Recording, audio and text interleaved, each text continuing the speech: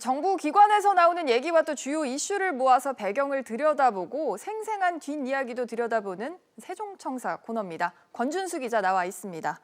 권 기자, 지금 전국 각 지자체들이 재난지원금을 각계전투로 지급을 하고 있는데 실업급여를 받냐 아니냐 이거에 따라서 주는 곳도 있고 아닌 곳도 있다, 이렇게 다르다면서요?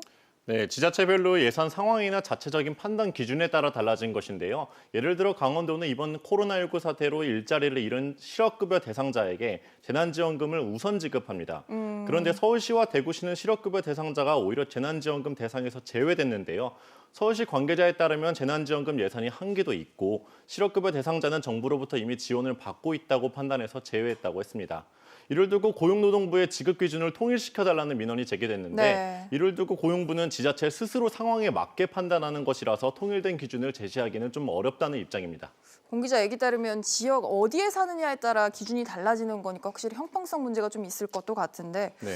또 국가에서 지급하는 재난지원금 지금 논의가 되고 있습니다만 자발적인 기부를 유도키로 했습니다. 그런데 공무원 또 공기업 직원들 사이에서도 이번에 기부해야 되는 게 아니냐 이런 얘기가 나오고 있다고 하죠. 네, 그렇습니다. 이게 표면적으로는 자발적 기부지만 공직사회나 공기업에선 임금 반납처럼 이제 떠밀려서 기부해야 하는 게 아니냐는 목소리가 나옵니다. 아무래도 분위기상. 네네. 네. 특히 고위공직자부터 공무원과 공기업 기부 운동이 일어나면서 일반 직원에겐 묵시적 기부 압박이 느껴질 수밖에 없다는 겁니다. 최근에 이제 이에 대해서 익명의 공무원이 연가 보상비가 삭감되면서 연가 사용도 힘들어졌는데 긴급재난지원금도 이제 기부해야 할 것 같은 분위기 때문에 부처 내외로 불만이 많다고 말을 했습니다. 그런 여론도 있다고 이제 권 기자 취재 결과 드러났고 또 기업은행이나 수출입은행, 산업은행, 정부가 최대 주주인 국책은행들이 기업들에 이제 지원을 많이 하고 자금 수혈에 나서면서 기획재정부가 상당히 부담이 될 것 같은데 여기 소식은 어떻습니까?